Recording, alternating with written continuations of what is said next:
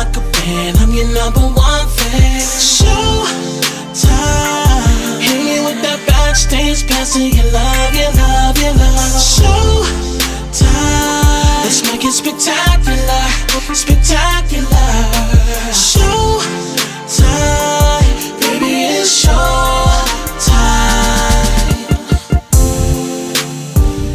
Hard work and dedication, no days off. You gotta go get it, cause they ain't gonna give it to you. We never have our hand out, we had our plan out.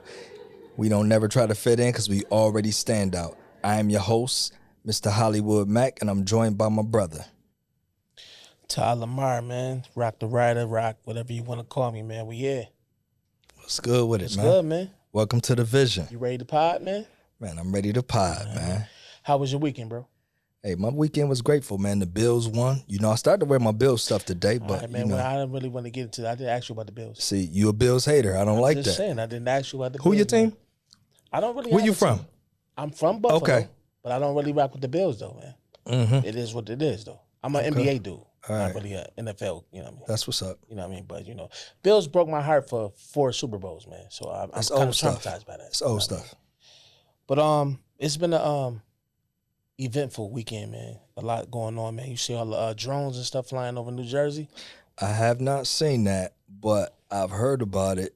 It seemed crazy, It's man. looking crazy outside, man. What you think about it? I got to dive into it and do my Because we were research. supposed to go to New York. I don't think I want to go no more. I'm with you wait on to that. see what's going on. I'm with going to stay where I'm at. You know Okay, all right, man. what I'm saying? We're going to stay local. All right, well, let's talk about, since we from that life, the music world and everything. What you think about this Jay-Z case that's going on? I think whatever the truth is, it will come out.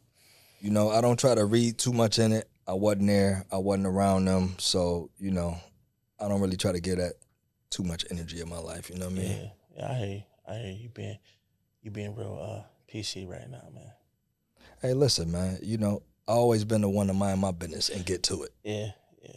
Me too, man. I mean, but it's like it's just kind of heartbreaking to see all the cats that we grew up loving. You know what I'm saying? How everything is kind of wind up, being like R. Kelly. I still like him. You got Diddy. I mean, yeah, you know what I'm saying? The music, because I could separate the monster from the, from the music and all. It's just, I didn't see it going this way. You know what I mean? It's kind of tragic, man, to see how everything is going. You know what I mean? I don't, like I said, the whole thing is still up in the air. Don't really know how that's going to pan out or whatever. But if it's anything like that's been going on with the other cases, I don't know. Might be kind of crazy. Hey, man, Jay said he ain't do it, so we gonna see. You gonna roll with Hov, okay? All right, man. We gonna leave it there, man. we gonna get into this pod, man. But today we have a special guest, man. It's Ep.2, man. I feel real good, man. That in the direction that we going in right now, man. It's a blessing to be here, man. Us having this vision for a while, man. But we got a special guest today, man. So, I've known this gentleman for about 22 years, man. He from Miami, you know what I'm saying? But I think he's a Bills fan now. He came here to further his education, and I think that he came and he hit the ground running, and he has impact Western New York amongst so many other things. He is the CEO of his own company, MEA Consultant, LLC. He also wrote a few books, and man, he used to be the principal of my alma mater, McKinley High School. And without further ado, man, welcome to the Vision, Dr. Marck Abraham. Hey, gentlemen, thank you for having me, man. I was sitting here listening to this back and forth, man. It was smooth, man. I was wanting y'all to keep going and talking. I was like, oh yeah, what you gonna say next? So, I'm thankful. Thank you for allowing me to be on your show. And yeah, I'm representing Buffalo. Shout out to Live and Prove. They're a local Buffalo brand, man. Give them some love. Man, thank you. Thank you for allowing me to be here. And yeah, I've known Mr. Mackey, Mr. Hollywood, for a long time, man. He was one of my first barbers, or probably my first barber in Buffalo. Listen, let's just keep it as your only barber, man. Okay? Why don't we do that? Right. All right, good. And he's the one that introduced me to this. So anybody who don't like this, he's the reason why I went bald. I just want to tell you that. Hey, listen, I ain't got nothing to do with your jeans, man, okay? Yeah, man. Well, since it's your first time here, man, first of all, I want to thank you for coming here, man, and vibing out with us today, man. I appreciate it. This is a podcast about vision. Mhm. You know what I mean? So I created this thing called the vision board where I ask these 6 questions. And we started off with the first question is, what did vision mean to you in the beginning? Meaning like you could take us back to the very beginning, like your humble beginnings, like when you was, let's say, high school, did you see yourself doing what you're doing now? Or, what was your vision like as a young Marck coming up, you know what I mean? Yeah, no, that's a great question. I've always had a vision and a dream because I grew up in poverty, and that's all you had to get out of your situation. When I was, I remember I was, I think 12. I was playing for the Hollywood Red Raiders. We had the red and black. Man, I had the red and black stockings on. Man, we was clean. Boy. You felt like a professional. I felt like, but we sucked. We won no games ever, bro. That's disappointing, man. It was the worst little league team in the world, I think. But there was this young man who came to the practice, and I think, this was like the coach's last attempt to try to reach out to us because we had some thugs on the team. Yeah, I mean, they'd be outside calling their own plays. The coach would call a play. They'd be like, man, forget what the coach talking about. I'm running my own joint, And so this guy was like, yo, listen, you can get us now. I don't even remember the guy name. White boy had his sleeves off, and he was like, yo, you can get a scholarship to play this game, to play football. And now, mind you, the team sucked. Mm-hmm. I even sucked more. Like I was the worst, right? And so he said, "Man, you get a scholarship to play this." And I raised my hand because nobody in my family ever went to college. I'm first generation college educated. I'm first generation American. That's awesome. All my family's from Haiti. So I raised my hand and said, "What's the scholarship?" Now my boy says, he dumb. And I always tell young people this: it's better to look dumb than be dumb. Okay, because if I didn't ask that question and he was talking and I didn't take advantage of that opportunity in that moment, in that space, I probably wouldn't be here right now. Right. But he said a scholarship, they'll pay you to play football. And I was like, they said he'll pay for your education and play football. I was like, yo, they'll pay for my education? They said, yeah. I said, man, shoot, son, okay, what I got to do? And he kind of laid out a few things that you have to do to get to the next level. And I told you, man, we were poor. We were real poor, not this new poor. I'm talking about 2 pair of jeans, 3 shirts poor. Okay. I'm talking about like playing poor games. Right. Mac, you ever play poor game? I have not played a poor game. No, let me tell you a poor game. That's my car. You ever play that game? That is a poor person game. I did play that when I was kids. So I knew my mama wasn't gonna be able to get me no scholarship. She wrote a post-dated check to a $5 field trip. I knew that this wasn't gonna happen. Wow. So I had a vision and said, I ran home and said, Mom, I'm gonna play football and get a scholarship. Mm-hmm. And then so that was the thing that when my boys were smoking weed on the corner, I said, I'm not gonna do that because I'm trying to get a scholarship. When people were skipping school, cussing out teachers, getting suspended, I was like, man, I'm trying to stay away from all that. Why? Because I'm trying to get this scholarship because I know this is my only way out the hood. Right. This is my only way out of poverty. This is my only way to get out of an abusive situation. And so vision, even now as a man who just turned 40 in October, my man Mackie was there with me. Happy belated. Thank you. I use vision right now. The Bible says, people perish for a lack of vision.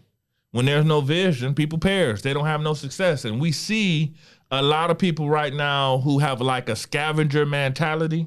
They only can get what they can. They only thinking about the present right now. They're only thinking about right now. And they're in poverty. They're in poverty in their soul and in poverty in their mind because they can't see a better tomorrow. Right. So anything to do right now. Right. So for me, vision, man, is something that I work on, I craft, I take the time still now. I run a couple companies. I got some real estate, got a few books, wrote a lot of national articles all over the country, internationally published. I do a lot of things. Yeah.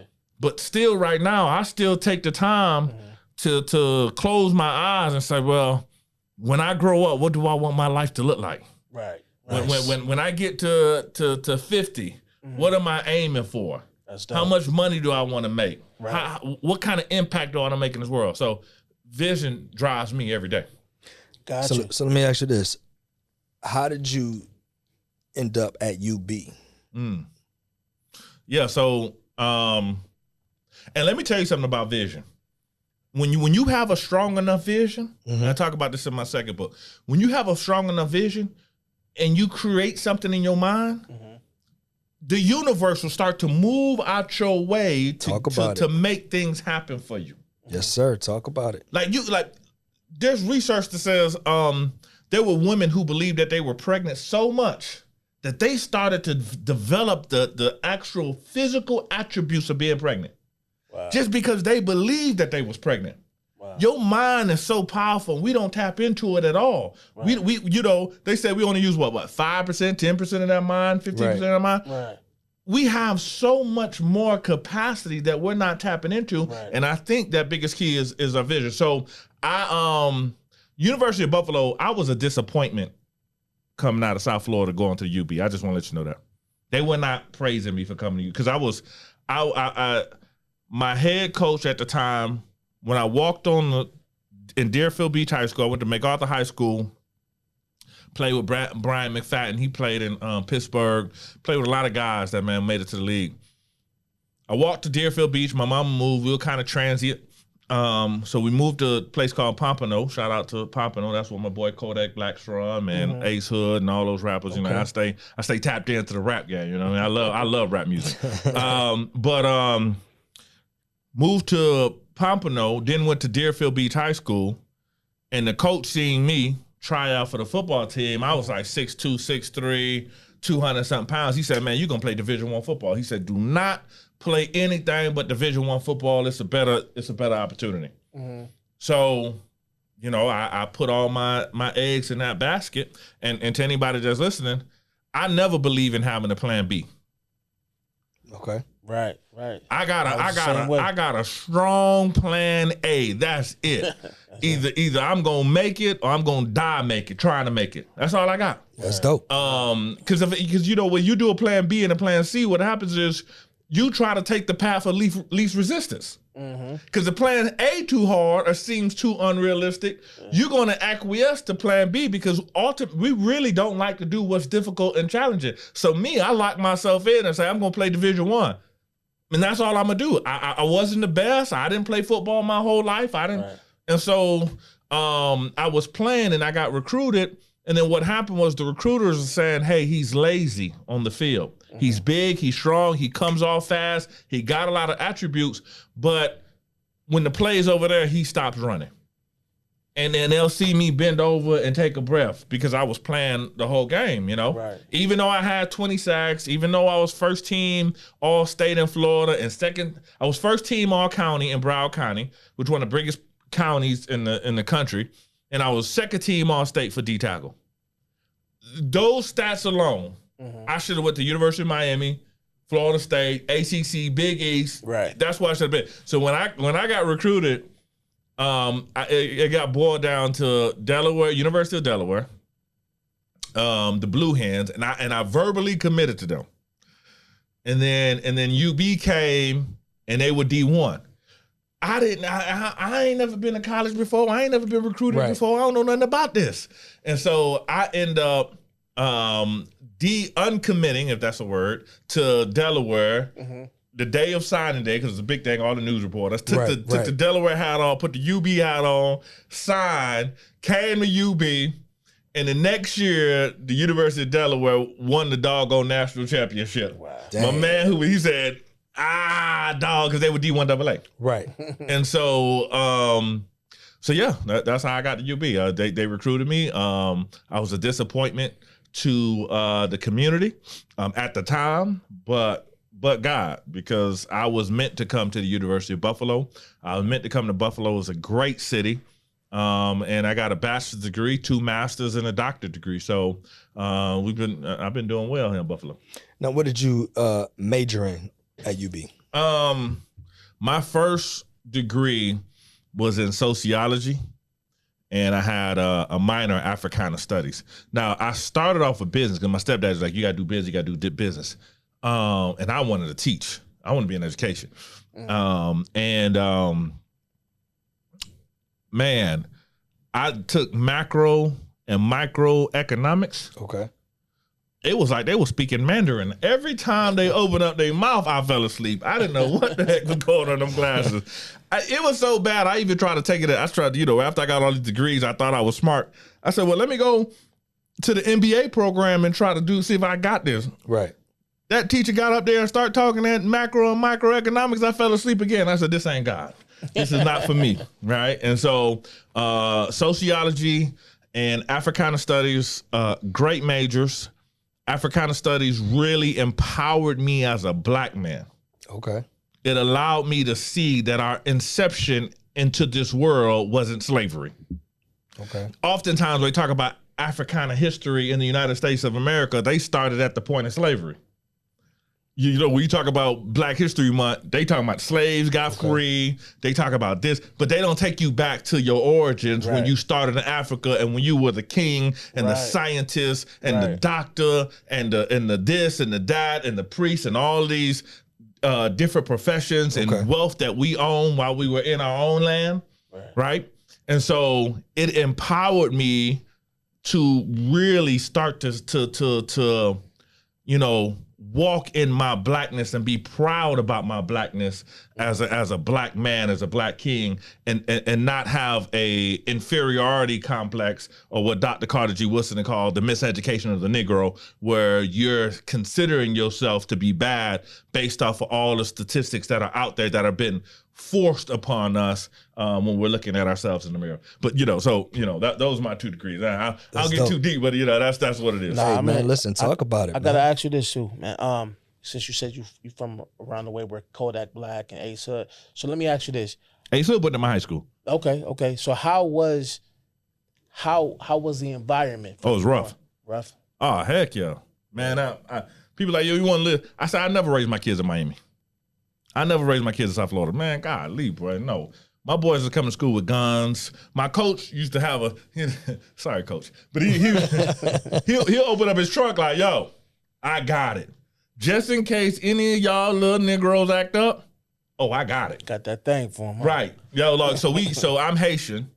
Shout out Sakpa to all the Zoes. In South Florida, we used to have a Haitian versus American Day. Wow. So on Haiti Day, when you rep your Haiti flag, we had an open campus. People from the community, boys like 25, 26, they would come on to the campus and start fighting all the Haitians they see. Wow. Just knocking them out. Wham! Yes, and I'm a football player, so we stayed out of it because they were like, "Ain't you Haitian? Why you ain't out there fighting?" I was like, "I'm trying to get a scholarship. Right. I got vision." Stuck to that. I stuck to that because I went to jail when I was 16. I ain't like getting locked up. They'll be in there fighting, man. The graduation was low. It was so bad. I think my sophomore year, they was telling people like, "Yo, the school's so bad. It's an F school. Y'all can start looking to go to other schools." Then they hired a principal and she kind of turned it around a little bit. But man, it was rough. Wow. It was wild, man. No. I like to visit Miami. I like to go. But my homeboys who I played ball with, man, majority of them dead. That's 2 of my best friends got killed by the age of 25. Wow. One got killed in the trap. And another one got the drug house. One got killed in the trap, and another one got killed. His baby mama stabbed him to death. Wow, yeah. Wow. So man, it's real. Yeah, because me and Mac, we talk about it all the time. It's like, we got a lot of friends who we lost to the streets and jail and things of that nature. But it was the vision that we had that I think separated us from the nonsense. So would you say for you, it was your vision that pretty much you rose above the nonsense because of the vision you had? Yeah. It was that piece though, right? Like, but I'm not gonna say I was perfect. Yeah. Like I got into some stuff. I got a girl pregnant when I was 16. I ended up getting locked up when I was 16. Yeah. What'd you do? Nonsense, looking for girls, trespassing in other people's school, and in Florida. Like I used to I was a principal. So if someone trespassed in a school, now you just kind of just get them out to school. In Florida, Yeah. they arrest you. Wow. They throw you in jail for trespassing. So it ain't like I was out there shooting people, doing it. Okay. I was trespassing, and I was in my heavy Chevy, you know, I had 212s in the back, you know what I mean? I was in the blue boy, you know what I mean? So I went to my previous school looking for girls, and because I got injured in a football game, so I was in a demobilizer, and I'm hopping on the campus looking for some things. Me and my homeboy Pat, who you seen him at the party the other day, and they was like, yo, I know they don't go here. They don't go here. So I jump in my car. I'm trying to skirt off on the police because they got the resource officers at the school. They waiting on you. So I try to hit the corner. They whoop whoop whoop whoop whoop. They like, we know you. Come on, put these handcuffs on. Wow. They locked me up, put me in jail, fingerprinted me, But I made my mind up in that day when I was 16 years old in the back of that car. Mm-hmm. I never want to be arrested again. Right. And knock on wood, I have not done anything to be dealing with the police or anything dealing with cops to this day. That's a blessing. That was a lesson learned. For sure. We're gonna go to question 2. So we talked about this last week, but I'm gonna ask you, how did you deal with people along the way being a hindrance to your vision? People being a hindrance to my vision. Could it be like, friends and, peer group that might be moving this way, but you trying to move this way and they trying to sway you to move this way? Nah, man, my block button is amazing. I was blocking people before Facebook block was on. Hey, that's dope. That's dope. Hey, Kendrick Lamar got a verse. He said, man, you mad at me. He said, man, I cut my grandma off if she don't see it the way I see it. Right? So like me, I've always been a person say don't get distracted by the distractions. So I was always able to like do my homework, but then still be outside. Do my work as a business owner and then still be outside. So you'll see me where you at, right? But I might be there at 11:30 because I had to do my work. So right. I'm focused, man. I don't let. Again, I came from poverty. Got you. So if I fall, only thing that's waiting for me is concrete. Got you. Ain't no support network. My mama still work, God bless her, but she still work at a, kind of like she ain't no executive. She ain't got no degrees. She just working just like a regular job. I ain't got no rich uncles. Bro, if I fall, I fall. You fall, yeah. It's me. So you just had a different kind of hunger, different kind of determination, different ambition. Yeah, but to anybody that's listening, to anybody who ever want to hate on me or ever try to stop me, the reason why you can't stop this energy is because it's God-given, it's love. I'm going after something that's bigger than me, but I also know that I've been kind of taught in the thought process that I'm going to outwork you. Right. And so like, they didn't understand when I was at McKinley, like, they was like, oh, well, he cheating, he committed fraud. I said, man, I ain't never cheat. If I was going to cheat at something, I would have cheated when I was at the University of Buffalo. I would have took steroids to try to get to the league. Right. When it really counted for my financial gain, right? When it was a clear line that if I take steroids and I would get to the NFL. Right. But I didn't do it. So I don't cheat. What you can it's like this. You could be in a fight and get whooped so bad you think you got jumped. That dude just worked you, right? Right. And so what happens is my work ethic and the passion that I attack anything that I get involved in, I don't let nobody hinder me, man. They did, and if you ever Google me, man, they made websites about me. They done wrote articles about me. Man, I had this ugly looking white guy called was a union president. I'm sorry, my lady don't like when I call people ugly. He ugly though. Google him. The man looked like The Walking Dead. God dang, I ain't never meet nobody that ugly. But anyway, this man on the news every day talking junk about me, man. They spending thousands of dollars to try to stop me from being successful. But when it's God originated, you can't stop it. That's right. That's right. Right. So since you touched on that, let me ask you this. As the principal of McKinley, how do you address the allegations against you in your leadership at McKinley that you altered the students' grades to reflect better graduation passing percentage? So everybody's innocent till proven guilty, right? Mm-hmm. That's how we, like in the court of public opinion, then, they try to just throw it out there and make it salacious. My thing is, if I did that, show me the proof. Because everything has a digital footprint. Correct. And if you have a union, you don't have to, in big unions, if I tell you to do something, if you say you don't like the directive, you grieve it. Mm-hmm. So if you're saying that I told you to do this and you didn't want to do it, you could have grieved it. And if you're saying I altered it, that means there will be a digital footprint of me actually making a change. That means so when you have grades, you cannot just go into a grade book. You have to log in a code, say that you're doing this, put your information in, and then it'll say Dr. Abraham was here on this time at this date. They didn't have that. The district said there was no proof of this. There was no any relevance of this. And so that's how I address it. It's just false. And, I seen an article, and, I like to always do my research, and I was reading through it, and I think the white guy you was talking about, he just tried to, stick it to you so bad, pause, that, he just wanted to make you look bad. But another teacher said, hey, no, that's not what he was implying. That's not what he was doing. He was encouraging to put more effort into helping the students get higher grades so we can get a better percentile moving forward. Yeah, I mean, if you're a leader, you got to lead. That's right. And I took a graduation rate from 60% to 87%, 93% for black males.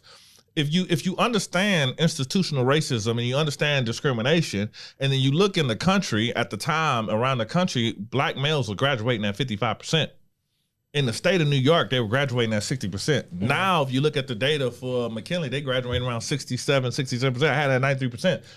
We had about 1,200 kids. Right. So you gotta push people.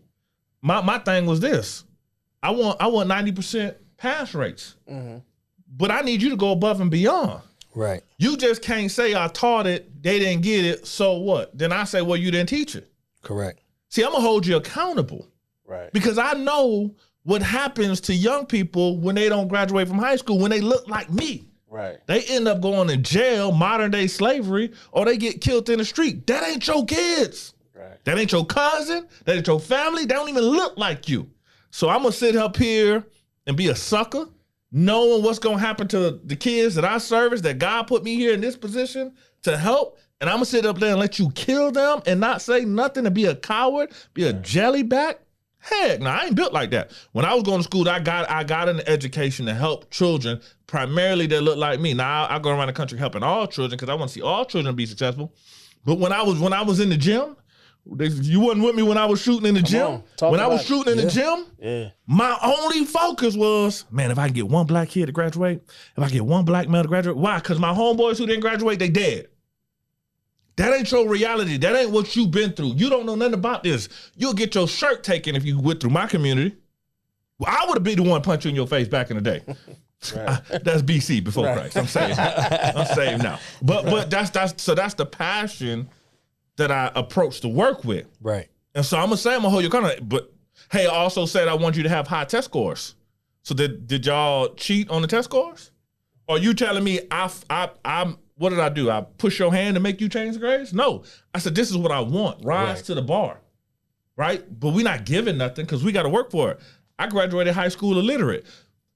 You know how suffocating it is when you can't read and you can't write coming out of high school? Because nobody loved me enough to hold the teachers accountable because I brought seats to the football stadium. So what happens is, you using black bodies for your benefit, but you don't care what happened when they leave out of the schoolhouse. That's crazy. Yeah, that's wild. I got a friend who's in the in the educational system, and she was telling me, how it's like juniors and sophomores that's reading on like a 6th grade level at their school. I was like, yo, that's crazy to know that that's going on. You know what I mean? 87% of black children are graduating high school not reading on grade level. That's a national statistic. 87%. Now, let's talk about it. how is that even happening? How is that even possible? Right. So I go in there in Chicago, I go in New York City, I go all over the country, and they be mad at me. I said, but would y'all be mad about with racism? Somebody called you the N-word, you know what the real racism is? Giving me curriculum that I don't understand, giving me books that I'm not engaged with, teaching me to fail, telling me that I'm no good, pushing me into special education when I don't need it, hindering me from being something in life, taking my resume because it got an ethnic name, throwing it in the garbage. That's real racism. That's the racism that I fight. That's the discriminatory practice that I go against because I know it's happening. But to the layman person, they just like, oh man, the parents ain't working hard enough, or or the kid is lazy. But they always called us lazy. Right. They always called us demons and everything else they called that. You take that back to Jim Crow days. Right. You can take that back to the minstrels. Like you take it back when they was doing blackface. They were trying to make us look like we were these demons and these criminals and these deviants and these illiterate people. And so that permeates throughout history and that permeates throughout the educational system. You think that when you see a George Floyd get killed, that racism only happens at the police department? No. It happens in education. Right. It happens in the medical field. It happens in the judicial field. It happens all over. You just getting outraged. But if that man would have killed the dog, they would have been just as outraged. Yeah. Right. If he would have suffocated a pit bull or suffocated a chihuahua, you would have had outrage. Right. So it was just about that. But that happens, that suffocation happens in education when I don't give you the tools to read. Because now I feel suffocated. You got your foot on, I can't breathe because I can't read. Right. That's dope. So that's that is a bar real. Right there. Yeah, yeah. I want to talk a little bit more about my friend was also telling me how it's like a hustle to put kids in special ed and things of that nature. Like, is there some truth to that? Like, is there more money coming to schools or things of that nature when you put kids in special ed? How does that work? I don't particularly know about the financial ramifications that are associated. What I do know is that, black boys are sent to special education 3 times higher than anybody else. So when you talk about special education, this is how drastic it is. It's like me going to the hospital and I twisted my ankle. And they be like, I know exactly what you need. You need a wheelchair. A wheelchair? I probably just needed a splint. Right. And told me I probably just need an ace bandage. Right. But I'm gonna put you in a wheelchair and tell you not to walk. When you can.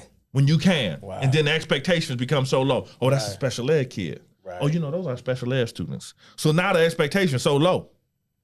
They put them, they cast them away. Right. And then if you really misbehaving, they cast you out the school altogether. Yeah. Yo, it's so many brothers that's in jail don't have high school diplomas. And then what happens is you telling me not to do something, but you not giving me no other tools. Right. How you gonna tell me not to trap or tell me not to rob when you didn't tell me how to fish or tell me how to read and now you throw me in prison? That's the school to prison pipeline. Yeah. When I think about that, since you mentioned that, it's so devastating and disappointing because I knew a lot of people and a lot of friends that, did time in jail. And when they come out, they were reformed. They wanted to, get a job and get their life right. But it's just like, okay, after you do 10 years, you can't even go straight home or straight to wherever your destination place is. You got to go to the halfway house. And then, you on a curfew. And then you got to do certain interviews. So it's almost like slavery again. It's almost as like, you being told what to do. And then with the F on your record, they don't want to give you a job. And that's the first question that they ask when you're filling out applications. So it's almost like a lot of times those people come out reformed and they go right back to what they went in for because you can't get work. And it's just crazy to me. Well, that's why the recidivism rate is so high. right? And so that's why I'm advocating when I go to places like stop suspending kids. Like keep the school safe, but you guys are suspending kids for frivolous things. Right. Or a kid is insubordinate, or a kid disrespect me. Well, what that mean? You came at the kid sideways, and you did it 5 times. He trying to be respectful. He finally give you that smoke. Now you want to tell. Now you a victim. Now you playing victim. So they didn't like me because I'm like, well, what you do though? What you mean what I did? I'm an adult. Well, I mean, the kid ain't insane. Right. He was sitting down, you poking him, and you don't want him to clap back. Right. Where they do that at? You not gonna talk to me reckless and talk to me sideways and then embarrass me in front of my crew and think I'm not gonna at least retort, and I'm trying to do it respectfully. Right? And then they'll say, well, the kid need to be suspended. And then most principals will say, yeah, he's been insubordinate. Yeah, he cussed at the teacher. Yeah, I didn't have all the fancy words to do because he was calling me. I had a teacher one time call me. She said, man, your brain must be smaller than a retarded gnat. God dang, lady, I asked for some balls. Why you coming at me like that? I'm in 4th grade. Now, if I came back and clapped back on her, then I would have got suspended. So, no, man, you know, when you suspend kids and you don't give them the tools and show them how to deal with conflict appropriately, they get suspended, then they go out on the street. And then when they come back, because they feel dejected from the community and they feel like nobody really had my back, then their behaviors get worse. Same thing with the prison. I went out and I tried to do it, but I had no options. And then I'm stunted psychologically and emotionally because I went in at 20, I came out at 30, but I'm still kind of operating like a 18, 19, 20-year-old because I didn't have the development through the experiences that others would have had 22, 23, 24, 25. And so that's what happens. Right. It's deep, man. It's deep. I don't know if this podcast was supposed to go this deep, but man, you done brought me in here, so I gotta talk my talk. Let's go, man. Listen, Let's go. You know what podcasting is about? Podcasting is telling a story. You know what I'm saying? Freeing your mind, being free, being able to speak your truth. Yeah. Because, you know, I watch a lot of podcasts. A lot of people want to talk about the same stuff. We want to be real with the vision. You know what I'm saying? The vision is life. The vision is your experience. The vision is your encouragement, your help, your empowerment, your leadership. You know what I'm saying? So, you know, we different. And that's where we going with it, man. You know what I'm saying? So, you know, the direction is our vision, your vision, his vision. Because it starts, because to me, I feel like, you know, vision is a big deal. And I think you should have vision in everything you do, even when it comes down to, you know, other things in life besides business. Even when it comes to picking your wife, you should have a vision of what you want her to be, or vice versa. You know, your husband, you should have a vision of what you want him to be. Everything to me starts with a vision. Right. You know what I mean? So let's go to 3. 3 is, what would you say to that young person right now that's watching? How do they stay focused when the vision seems to be cloudy? You know what I mean? Uncloud your vision. Make it clear. Right? Know exactly what you want. Know it to the point where you can feel it. Dream about it. Think about it. Scheme about it. Believe on it. Take every opportunity to think about it. Man, so I'm 100% entrepreneur. Nobody don't cut me no checks. I remember when I was jumping out to become an entrepreneur, this lady who works in education, she said, who he think he is trying to coach principals? And so I remember I was in, my boy Eve was taking pictures. Danielle was there. Eve was there, right? And Eve is a photographer here in Buffalo. Shout out to Eve. And I was in there talking like, man, I'm about to coach every principal around the country. I ain't had nan principal yet, but I had to believe in me. Speaking into existence. That's where it starts. Right. So I had to believe in me. So without anybody's applause, without anybody's fanfare, I got to every day believe in Dr. Marck Emmanuel Abraham S.R. I got to believe in me. So to the young person, man, make your dream big, because God said he'll do exceedingly above all that you can ask for and think. Make your dream big and make it clear, and don't think that it's impossible. There's nothing impossible to you. There's nothing impossible to anything that you're trying to accomplish in life. If you want it and you believe for it, and then you put in the sweat equity for it, it is possible for you. Do not let it go. Hold on to it. Be like a pit bull. Pit bulls get lockjaw. You got to lock your teeth on that thing and not let it go. Be tenacious about it. Talk about it. You know what I mean? Hey, listen, you can't move me off of what I want, man. There you go.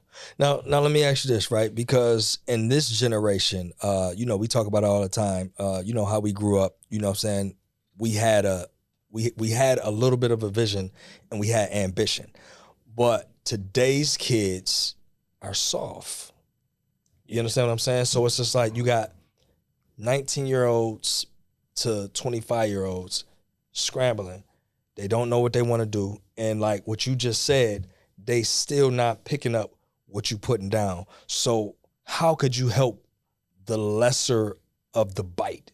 Because they like a chihuahua. They a lot of bark, but they don't want to put their foot forward. They don't want to run. They ain't biting. They nibbling.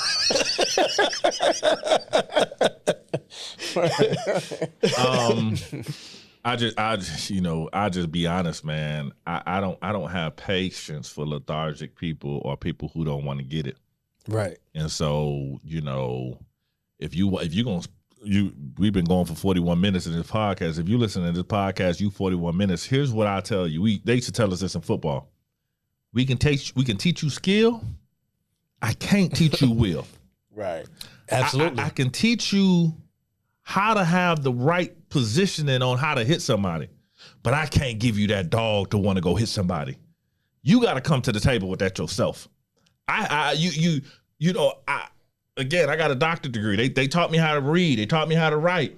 Mm-hmm. But ain't nobody told me how to go get these contracts. Yeah. Ain't nobody tell me how to get on the stage and kill it. I ain't with no Toastmasters.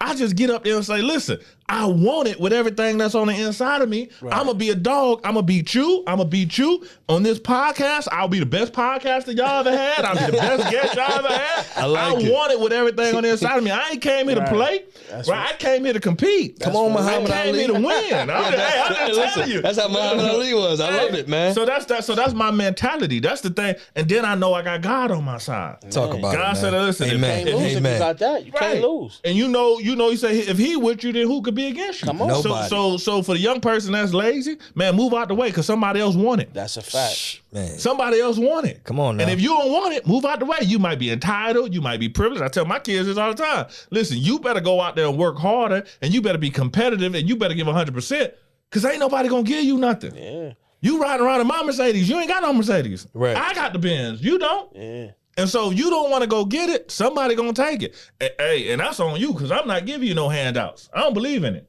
There you go. That's a fact. You preaching. Rev. That's where a lot of kids go wrong because they so spoiled, and then when it's time for them to get out there on their own, they don't even know how to walk. It's just like when when TJ was balling and now Logan playing football and basketball. I used to always tell him like, when you out there, you playing AAU, you playing against a lot of kids that doors is falling off their hinges. Mm-hmm. You understand? They sleeping 15 kids in the room. These kids are trying to get out of that. You know what I'm saying? Like you privileged, you coming up from the suburbs, you know what I'm saying? You got everything, you know what I'm saying? You cry when your Wi-Fi getting turned off, this, that, and the third, you know what I'm saying? You cry when you're losing your phone. You got kids, these kids ain't got no phone. These kids is playing for their life. Mm-hmm. You know what I'm saying? So what's gonna give you the edge when you know what I'm saying? You gotta step up to that. You know what I'm saying? What's gonna make you different? What's gonna make you different? What's gonna make you be able to compete with that out there? You know what I mean? But again, I was competitive at 11. I didn't want to lose. I still don't want to lose. Man, if my son raced me to the car, I'm trying to whoop. I'm like, get out the way, little dude. I'm trying to win. I have an insatiable fire in my belly to want to win. I don't care what it is. If we're playing, paper baskets, I'm trying to whoop you in a paper basket. I'm blocking your shot. I don't give a darn. Right. I'm trying to win. That's a fact. Everything. Right? Everything. Yeah. Well, the Bible says he make you more than a conqueror. See, we take religion and just kind of keep it on the shelf, and you say, well, that's on Sunday. Man, that junker got to be real to every you. day. Right? So if I'm more than a conqueror, that means I conquer this, but I'm going to conquer some more stuff. There you go. And I'm going to keep conquering. I'm going to keep going because I'm doing it for his glory. Right. All right, so let's go on to question 4. So, I know you talked about, playing football and coming up in Miami and things of that nature. So I know, like, growing up from, high school to now, your vision probably, changed a little bit, things of that nature. So what do you say to the person out there? How do you pivot when your vision changes? How do you pivot? Yeah, so that's a great question, right? So sometimes, man, you get slapped in the face, man. You get slapped so hard by life, you just pivot automatically. You know what I mean? That happened to me at McKinley. And I'll give you the story. I had a superintendent, and I don't know if I already told this story. You mind telling the story? Man, come on and talk about it, man. Kick it. So I was promised a promotion. I was promised to be an associate superintendent. And the superintendent came to my dissertation defense. And I killed it so much on the dissertation. Like, a dissertation defense was like 2.5 hours, and you got to run through your whole dissertation. They ask you questions, but I was on it. Like my dissertation actually won an award. I had an award-winning dissertation. Right? Congratulations! Thank you. And so at St. John Fisher College, superintendent drive up. I was impressed that he came, and I'm blessed that he was there. My mama there, family there, and I killed it. He said, "You know what? Hey Doc, congratulations. You're a doctor now." Yeah. He said, "Listen, I'm gonna give you a job title. And the job title gonna be based off of your dissertation. So that basically, and I want you to, kind of help write the job description based off of the work you did because we're gonna do something innovative." Oh man, I was so excited. I was like, man, not only I'm a doctor now I'm about to be an associate superintendent. That's like next level to the principal and you supervise principals. Right. Oh man, I was elated. So I got my CV. Curriculum vitae, they ain't not resume once you get to a certain level. And I got all of that done, and I wrote the job description, and I didn't hear anything. Wow. And I reach out and say, "Hey, Doc, man, hey, listen, I'm still excited, man. You got me? You told my mama you was doing this for me. You literally, in my face, said, your son is coming to the big leagues." I said, "Yeah, I'm coming, man." I called, I ain't hear nothing about it. I called, I ain't hear nothing.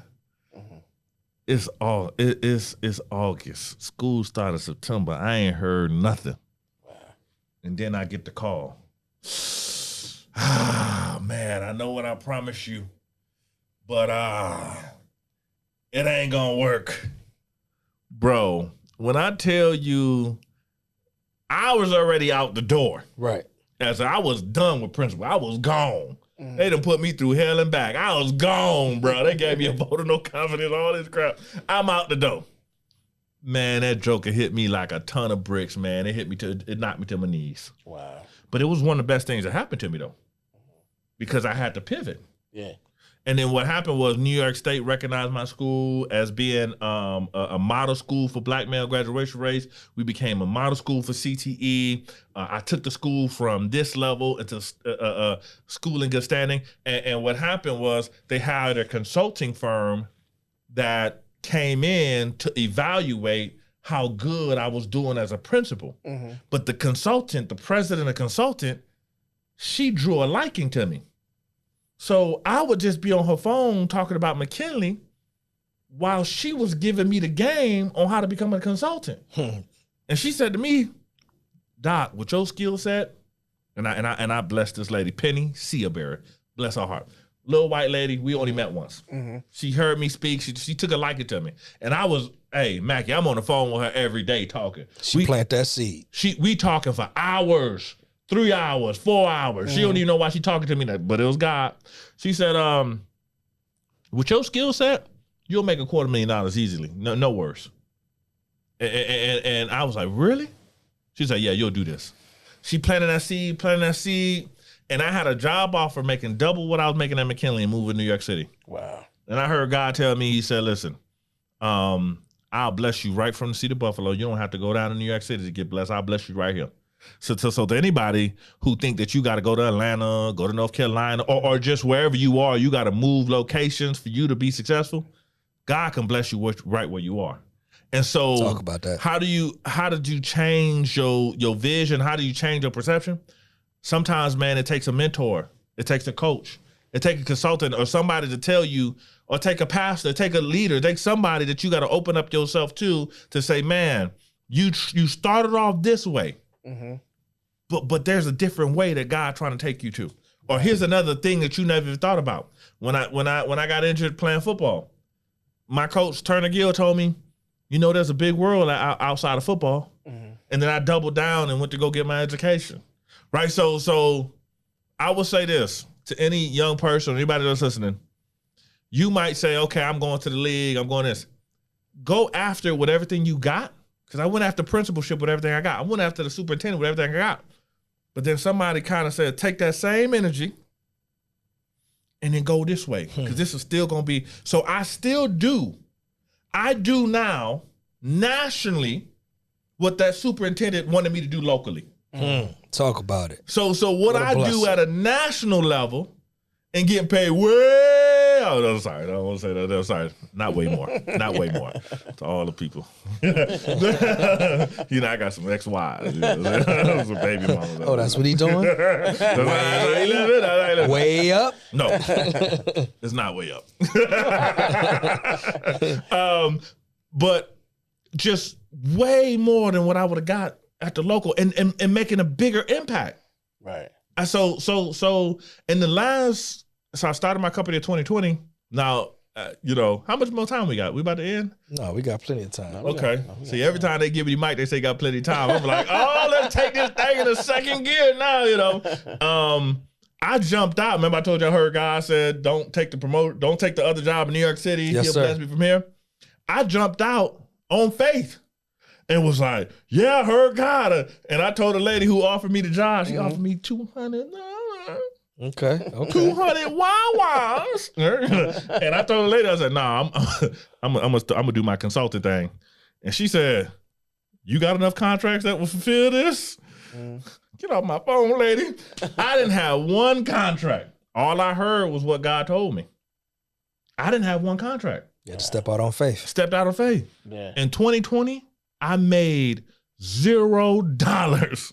It got so bad, man, I had to be on food stamps and couldn't pay my rent. Wow. Yo, it was rough. With a doctorate degree, you know how embarrassing it is? You at the food stand line with hey, Dr. Abraham, what you doing? Taking these groceries.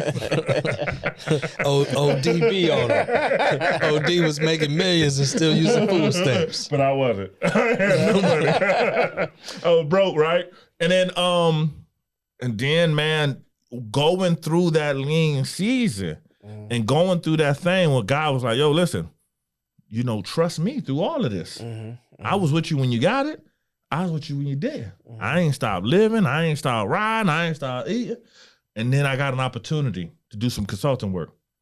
And then 2 days turned into 10 days, turned into 100 days, turned into now my schedule's so packed, I'm on the road about 150, 160 days out the year. Yeah. Consulting and working in schools and keynoting and doing all this stuff. Not because anybody's giving it to me.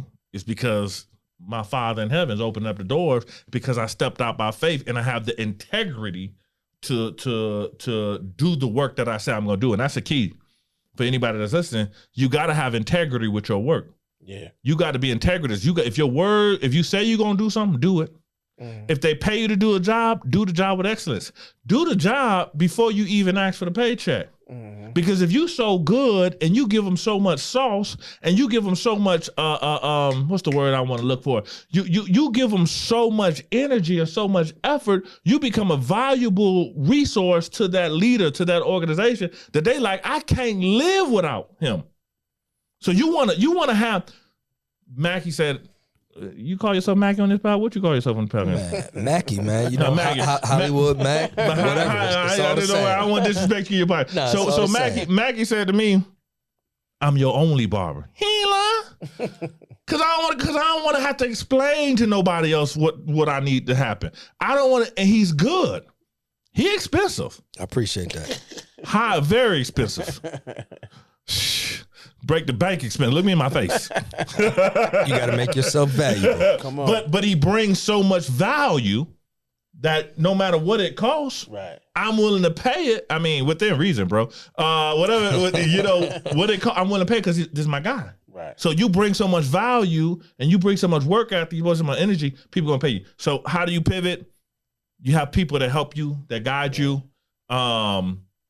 Pivot doesn't mean you start off with an A, B, C, D plan. I know people telling you to do that. I don't agree with it. Start off with a plan A, and your plan B will be birthed out of a great plan A. Yeah. Because you hitting it with the same amount of energy, the same amount of effort, and then you're like, oh, I stumbled on this. And then you go after that and you keep running. Right?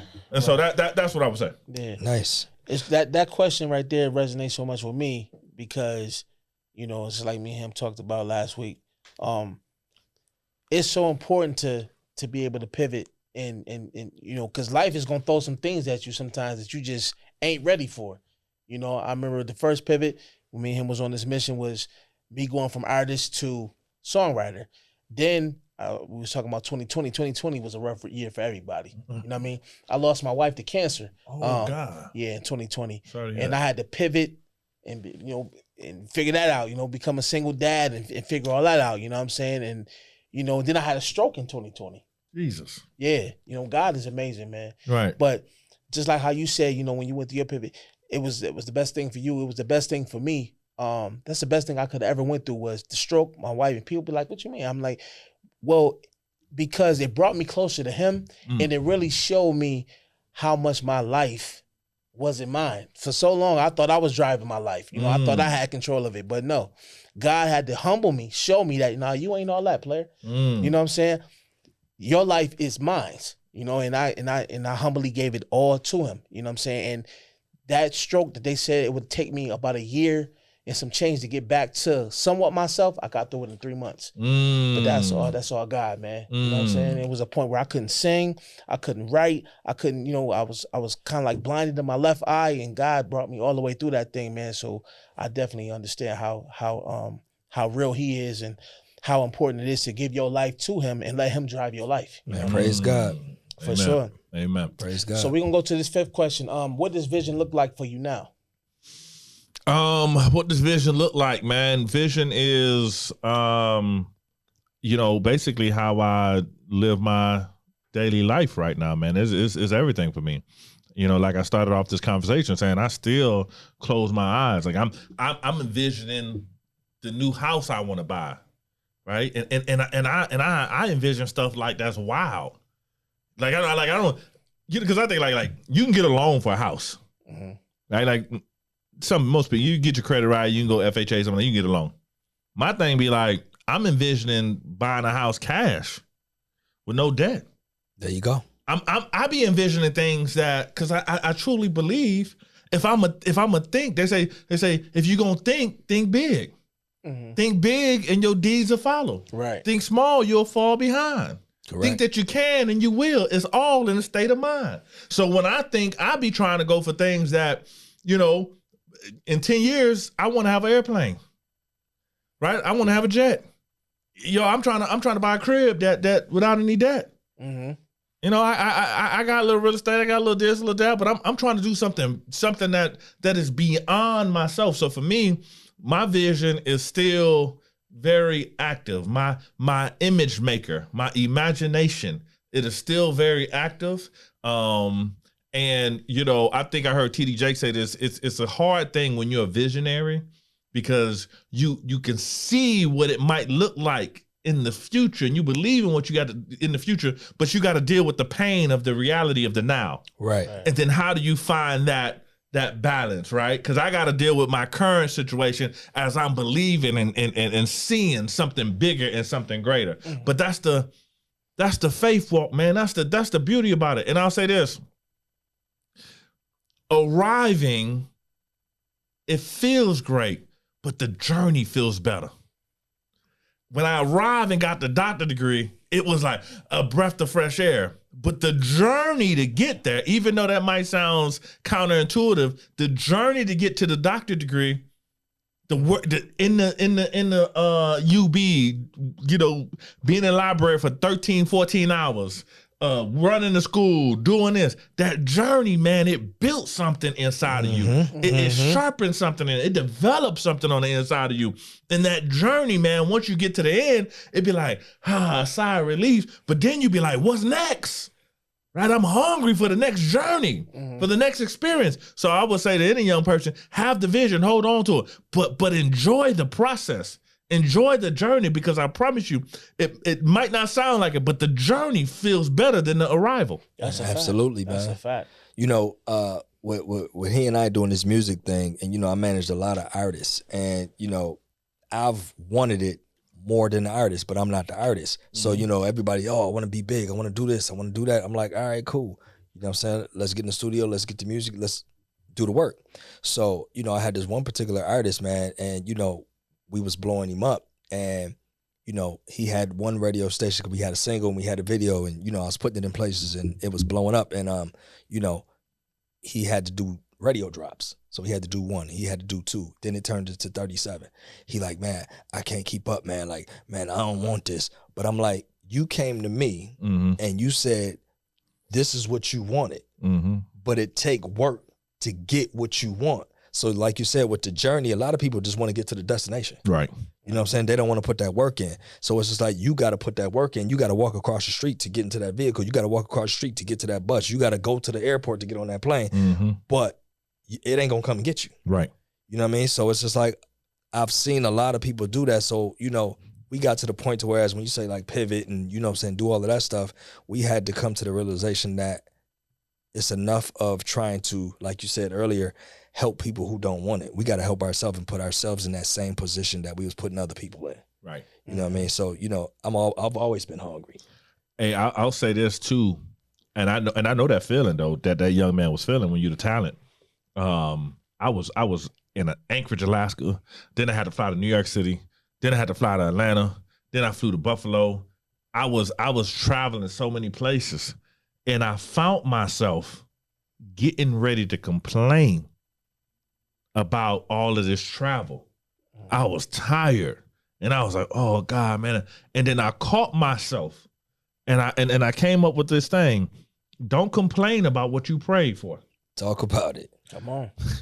Don't complain about the blessing just because there's a work attached to the blessing, but that's what you prayed for. Be careful what you pray for. Right. Because he said, I'll give it to you. Right. So I'm traveling. I was like, I told God, I go anywhere, 2020. I go anywhere. Okay. Go to Anchorage, Alaska. 15-hour flights. Right. And so I'm going there and going there and going here. And I found myself ready to complain, but then I said, no, I'm not about to block my blessing and seem ungrateful. I just gotta figure out how to catch my breath. Right. And so now, because of my vision, I've been on vacation since October. I don't go back to work until January. I literally say, well, I'm shutting my calendar off in October, and then I'll start again in January. That's dope. That's dope. And not like missing anything. I'm not like, Maggie, let me get a little money on this haircut. Like, I'm not doing that, right? So because that's God's blessing, man. Yeah, absolutely, man. I always tell people, man, because one of my favorite scriptures is Proverbs 3:5-6. Trust in the Lord, lean not on to your own understanding, and allow him to direct your path. See, a lot of times it's like a GPS, right? You put your destination in there and then you alter. And when you alter, it might take you longer to get to that destination because now you got to go all around. You got to do a detour. And, like if you live in Atlanta, you miss an exit, it's going to take you about 20 miles to get back to your destination and get around. So, when you ask God for something, man, and he put you in position, man, you got to be humble and you got to take it. Right. That's a fact. And I would say to anybody, people don't plan to fail, they fail to plan. There you go. Hope is a bad planning system. So when we talking all, and I won't say all this, but when we talking faith talk, understand that faith without works is dead. That your faith should produce a unsensationable desire to go make it happen. Meaning, I believe it so much, I'm prompted to go do something. It's not that I'm just, I just trust God now. Let me go get me some bonbons. Hey, I'm trusting God for a 6-pack, but let me get that 6-pack of beer, let me get some tequila, and let me get some donuts. It don't work like that. You got to put in the work. You got to show up and say, this is what I believe. And because I believe it, I'm willing to show up. Because I believe that I'm successful, I knock on people's doors and, hey, this is Dr. Abraham. You know who I am. We ain't never heard you in our life. Okay, well, let's get through the niceties. I'm trying to come to your school. Right. Right. No, we don't want your services, right? And so I get a lot of doors to date 2024 going into 2025, I get doors slammed in my face. I get people saying, I don't know you. I get people saying, I Googled you and this is what they said about you. I get all of that crap still, and I still walk in the room and say, my name is Dr. Marck Abraham, #1 success speaker in the world. You got the fastest growing consulting company in the country, and I guarantee you I'm going to turn your school around. Let's get to it. Man, I love it. Oh, man. Talk about it. Because like you said, faith without works is dead. And also, if you a true believer, you know what I'm saying, your life should be producing some kind of fruit. It should be some evidence that you believe. Right. You know what I'm saying? You can't just talk. A lot of people talk, they believe this and third, but their life has no fruit. It's no evidence that they believe or no evidence that they have faith. So your life is producing fruit, brother. So I appreciate it. I appreciate it. That's what's up. So last question is, what was your 4K moment? Meaning that what was that one moment in your life where you knew exactly, okay, this is what it is for me. This is what my life is going to be. This I know for a fact this is what I'm going to be doing. Oh, man. And you know what's the good thing about this is y'all sent me these questions, and I skimmed through it. I was like, I got this. But that's a very dope question. I appreciate it. Yeah, that is. So I was contemplating. Money was looking funny. And I was like, man, well, I can always go back and be a principal. And, I know I make at least 100,000 making a principal. Right. And when I was thinking about that, God spoke to me and said, no, you're not. Your role now is to be a CEO of a company. You're going to do sales. You're going to close contracts. And you're going to be a consultant. And I thought about that because I was trying to, you put your hand to the plow and you want to look back. Look back to back in the day. Right. You thinking about, the children of Israel, they thinking about, oh man, at least they gave us watermelon. We out here to depend on it, all this crap. And so I was trying to look back, and God moved my face back and say, no, this is your job. You see Grant Cardone, he's still selling. You see Robert Kiyosaki, he's still selling. You see you see Les Brown, he's still selling. You see Dr. E.T., he's still selling. They still going out there. You just started. How you talking about you want to look back? Ain't no looking back for you. Grit your teeth. If you want it, go after it. Mm-hmm. But this is your life. You're not going back. Ain't no go back for you. Ain't no worry about no pension. Ain't no worry about you. This is what you doing. You doing this, and this is your job, and this is what you're gonna do, and you're gonna be successful at it, and you're gonna be successful like everything else you did. Mm-hmm. This is what you're doing now. Because when you are full-time entrepreneur, like you guys know in the music game, it's a wide open space. You just got to keep going. You got to keep going. And people say, well, oh man, you got a great thing. You got what you call a blue ocean. A blue ocean means, it's all of this territory that you can just explore and get into. But they don't tell you that in the nighttime, that blue ocean turns dark and ain't no lights out there. Mm-hmm. And the light that guides you got to be the light that you have within you. And you got to have that voice within you. Anything I would tell anybody is have a vision, go after it, and then trust the voice within you. Trust that person within you. Don't look for the validation in other men and other women. Listen to this podcast because this podcast is amazing, but stop listening to everything that's got you pulled in 15 different directions. Today, you're a real estate agent. Tomorrow, you're an investor. Next day, you're a rapper. The next day, you're a doggone lawn person. The next day, you got to get with something and stick with it and see it all the way to the end. Yeah, man, that's dope, man. You got a lot of people who is scrambling. They all over the place. And a lot of times it be their own people, man. It be their friends. It be their family. It be them in their ear saying, hey, you can't do this. You can't do that. And like you said, you got to stand firm on who you are.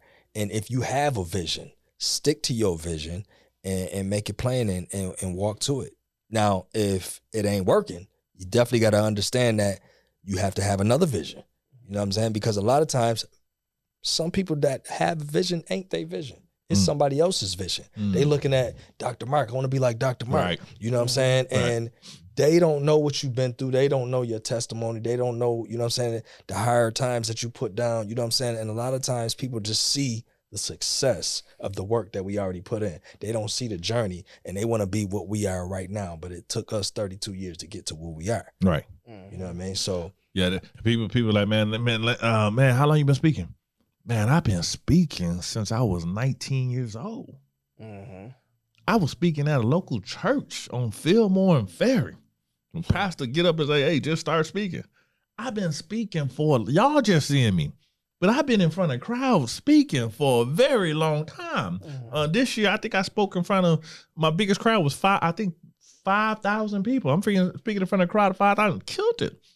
Had to speak in front of a crowd in Nashville. I think it's Kentucky. About 1,900 educators.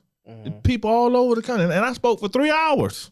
Nice. So the thing is, you got to put in the work. Don't get tired in the thing that you're doing right now, right? Don't try to circumvent the process and try to get there faster and put the cart before the horse. And give yourself grace and be patient. I talk about the successes in football, but there was a time my junior year that I quit football. I was walking out the gate, and the coach came and got me and said, "Man, bring your butt." They told me to quit, so I quit. I'm ego driven, and he came and got me.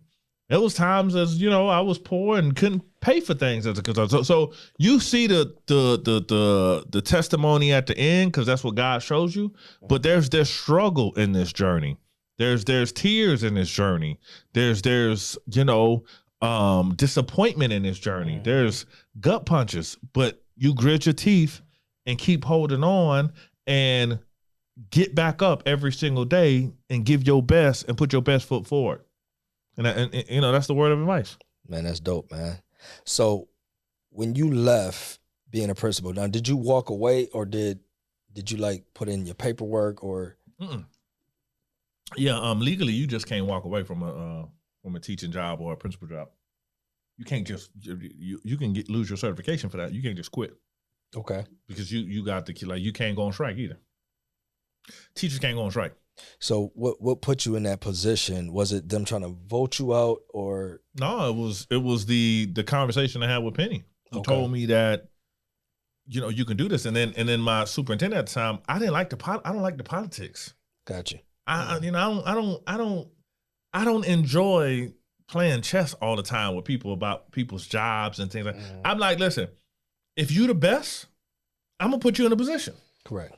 Because I want to win, right? And so for me, I didn't like all of that. Like, man, I can't do it. My thing is, you gave me your word, my G. That's your word, right? And if you got my back and I got your back, I don't care what the pressure is. Right. We in it. Right. If I say I roll with Mackie, I don't care what you say about Mackie. That's my man. Right. Me and him, we in the foxhole. They're like, we go in the back of the club and we fighting. And I don't know what Mackie fighting about, but that's my man. I'm jumping in. Right. That's how I'm loyal like that. Right. Get it. We'll figure out, man, why you stole that man's wife? Not saying he'll do that, but why you do that? You know what I mean? We'll figure that out later. But when we there. So I didn't like the politics. I didn't like that move that was made to me. And so for me, I said, I felt like I was the best principal in the city of Buffalo. And if you don't feel like you're the best principal in the city of Buffalo, I'm sorry, that's you. But how I felt was I was the best in the city. I was one of the best in the state and definitely one of the best in the country. So let me go out and prove that I'm the best and actually get compensated for me being the best. Right. That's dope. That's dope, man. You know what I'm saying? Salute to you, to all of your accolades, to all of your achievements, and to everything that you got coming in front of you, man. Thank you. You know what I'm saying? Because your future needs you, not your past. Amen. Amen. I like that. All right. It's been a pleasure sitting here talking to you, man. You know, I met you a few weeks ago at the shop, man. And Mac was telling me a lot about you, man. But it's been dope, you know what I'm saying? Just listening to your journey, your story, man. You know, I know it's going to be an inspiration to a lot of kids out here that's watching, man. Because, you know, I feel like it's important for us to have this kind of content out here for the future yous and future me's that want to, come up and be something in life. You know what I'm saying? It's important. You know what I mean? And man, I'm just thankful that you came through and kicked it with us, man. Where can people follow you at, man? On social media and things of that nature. And let me say this before I go into that. Don't think it's too late, man, because I know my brother said young people, but you can be 50 and watching this. You know, most presidents become president around 60. Think about that. They hit their goal at 60.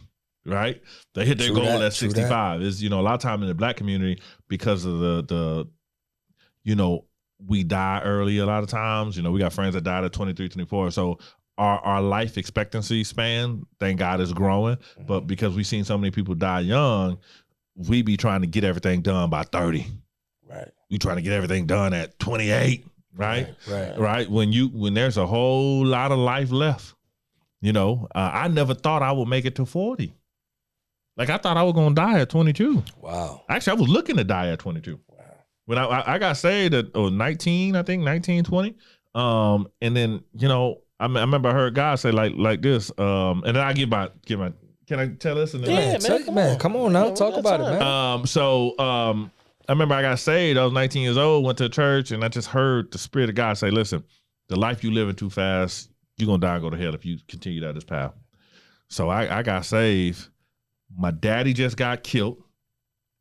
He got killed when I was 19. Somebody came to his house and shot him. Wow. My homeboy got killed when I was 20. My other homeboy got killed at 22. And my stepdaddy, who raised me from like 14, 15 all the way up, that I knew when I was like 18, 19, he just died. And he had to flee the States because he was, I think the feds was after him. Wow. So all of these influential people in my life dead. All you had was you and God. And so I thought I was going to die. Wow. But I was looking to die. I remember walking on Fillmore, I was just hoping in the evening time. I was in East Side Buffalo. I was hoping somebody said something to me. I just wanted anybody to say something to him just so I can fight and they kill me. That's what I was thinking about. Wow. So now here I am at 40, 3 kids, beautiful home, lady at home, right? I don't think like that. Mm-hmm. So I'll say to you, don't think that you have to get everything done at a short age, man. There's a lot of life to live. Keep following your dreams, keep following your goals. Man, and it ain't too late. You be 30 and get a vision. You be 40 and get a vision. Mm-hmm. Shoot, you could be 50 and get a vision. Like, it's never too late for you to take the opportunity to say, hey, man, I want to do something different with my life. Anything you want to do, man, work at it, believe for it, and go after it, man. And then don't be afraid to ask for help. Don't be afraid to read a book. Don't be afraid to say, I got a question, I don't understand this. Well, what's an LLC? What's an S Corp? It's okay to ask questions. Mm-hmm. How can you find me, man? Instagram, Dr. Dr. Marck_ABRHAM, Dr. Marck _Abraham. And that's my handle for everything. You can find me on Facebook, Dr. Marck Abraham. You can find me on Instagram. You can email me, MEA Consultants, MEA, like Mark Edward Anthony, MEA Consultants LLC at gmail.com. Man, hit me up, inbox me. If you do follow me on Instagram and you do inbox me, just don't make it weird in my inbox. You know what I mean? Just keep it G. But man, it's all love, man. It's all love.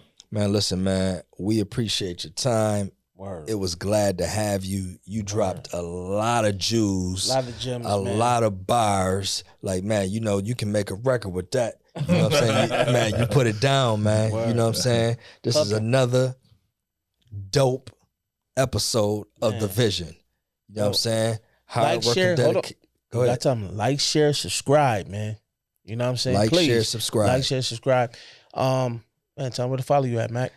Man, follow me at Mr. Hollywood Mac _ on Instagram. And, basically that's all you need to do right there. You get at me on there and, you know what I'm saying, we'll talk about everything else. You know what I mean? Word. TyLamar.com. That's where I need y'all to go, man. Support the music. Yeah, that's all. Yeah. I ain't gonna tell my other ones because that's where I want you to go. You know what I mean? New album coming, new single dropping on Christmas. Balance for the Kingdom Part 1 is out right now. Part 2 is coming in January. So yeah, TyLamar.com.